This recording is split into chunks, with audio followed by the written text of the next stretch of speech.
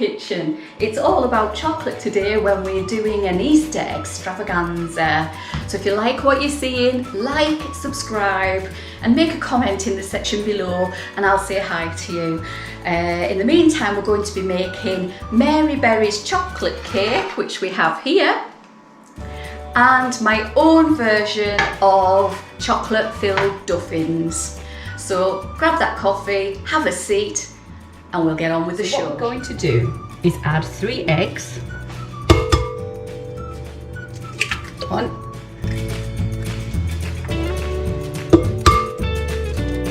2. Don't worry if they break.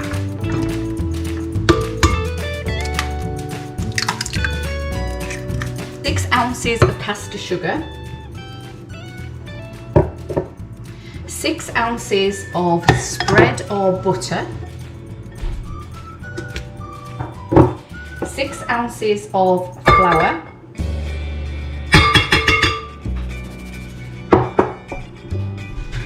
And we're going to mix it all till it comes together.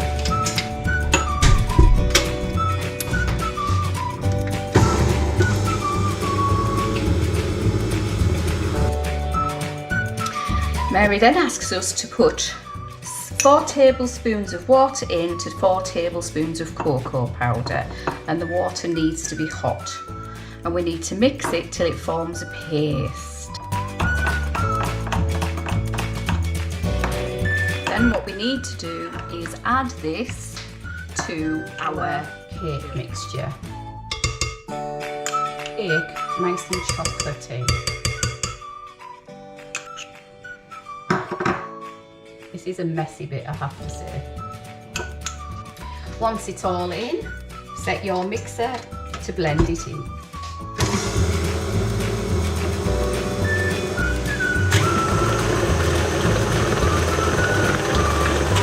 Okay. Once that's done, what you need to do is divide it between 2 7-inch cake tins. I don't have 7-inch, so we're using 8. Divide your cake mixture between 2 tins, line them with some greaseproof paper, and then just spread it until it's relatively even. I'll link the Victoria sponge recipe to this one because it is very similar, but this is an all-in-one method that we've just done rather than bit by bit. Depends on the time you have available, whether you can get it done or not. But try to move from the middle out. That's the easiest way to actually get a cake spread. Once you've done that, you need to place it in a preheated oven, which is gas mark 4, 180 degrees Celsius, 350 degrees Fahrenheit for 20 to 25 minutes.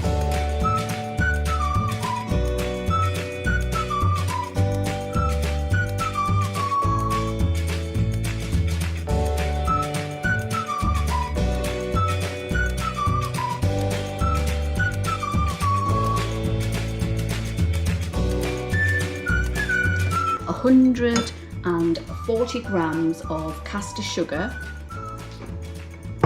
to 180 grams of self-raising flour, 1 teaspoon of bicarbonate of soda, and 20 grams of cocoa powder. And then we're going to mix that together with a whisk. Then taking 140 grams of butter, microwave it for a few minutes until it's melted. 1 teaspoon of vanilla extract, 100 grams of yogurt, and put your vanilla into your yogurt. Then add in 2 eggs. So here's 1.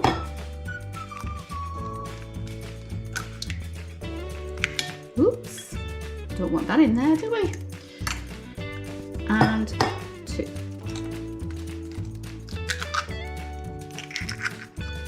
And okay. Then place all of your wet ingredients into your dry ingredients. Then taking a spoon, mix to combine. Once combined, we're going to divide it by 12 cases, but you only want to fill them slightly. We're making a base for our chocolate. Filling needs to go in the bottom of here, so just take a little bit.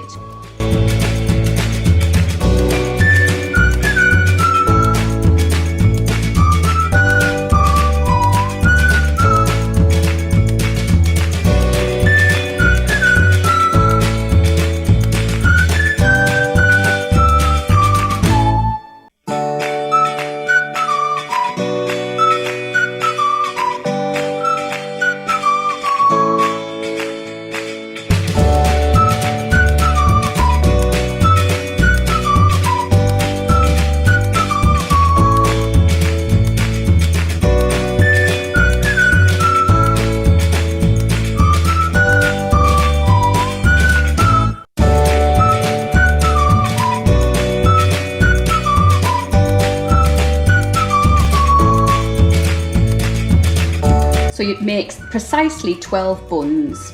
Now you're going to put them in the oven on gas mark 5 for 16 to 18 minutes.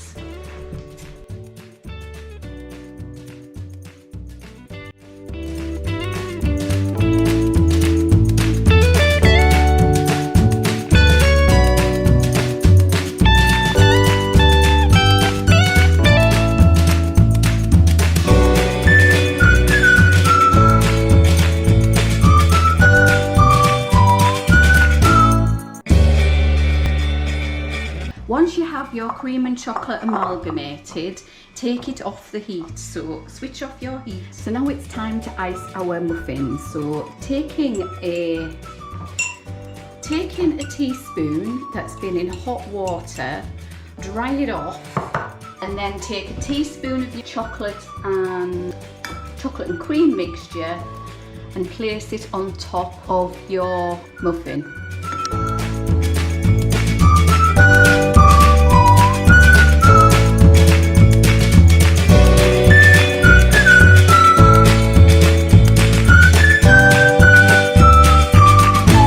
There you have your lovely iced Easter muffins. So once our sponge cake has cooled, what we're going to do is take some ganache and fill the centre. In fact, it's what we had left over from the muffins. Now you don't have to use dark chocolate, which is what I've used here. You can actually use milk chocolate. It works just the same. And if you're not a keen fan of dark chocolate, then you may want to do that. There we go. And what we need to do now is put the top layer on. So pop that on there. And then you can either use some more ganache, or if you're like me, because my son used my cream up last night and I could only make one sort of ganache, one lot of ganache, I'm going to be using Cadbury's chocolate icing.